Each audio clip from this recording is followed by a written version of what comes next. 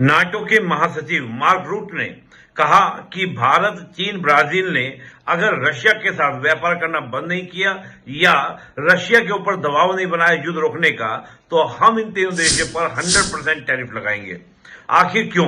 देखिए, नाटो का मानना यह है कि रशिया जो इतने लंबे समय से यूक्रेन से वॉर कर पा रहा है, इतने सेशन के बाद भी, उसकी वजह है कि चीन, भारत जैसे देश वो लगातार रशिया से तेल खरीद रहे हैं, जिस पैसे का इस्तेमाल रूस जो है वेपन या लड़ाई लड़ने में लगा रहा है।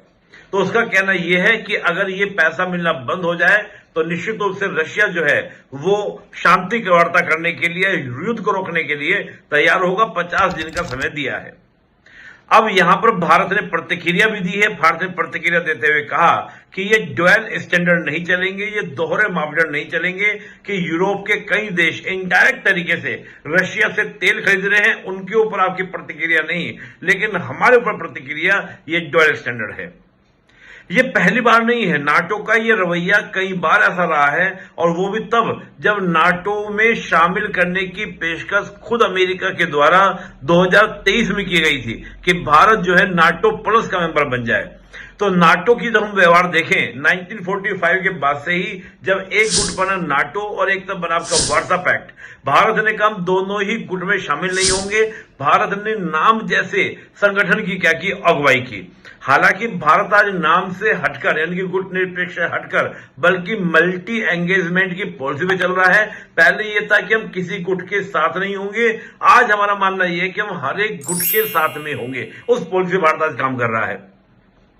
क्या वजह है कि 2023 में भी जब अमेरिका ने नाटो प्लस में शामिल होने का भारत को ऑफर दिया, भारत ने उसको भी अस्वीकार कर दिया। क्यों भारत नाटो का पार्ट नहीं बनता? इसकी 3-4 वजह। पहली वजह यह है, एक तो भारत अपनी सोवरेनिटी को हमेशा प्रिजर्व रखता है। हमने सैकड़ों वर्षों की गुलामी के बाद आजादी पाई थी। अगर हम नाटो में शामिल होते, हम वार्सा पैक्ट में शामिल होते, तो हमें उनकी लीडरशिप को मानना पड़ता, जिससे हमारी सोवरेनिटी लूज हो जाती।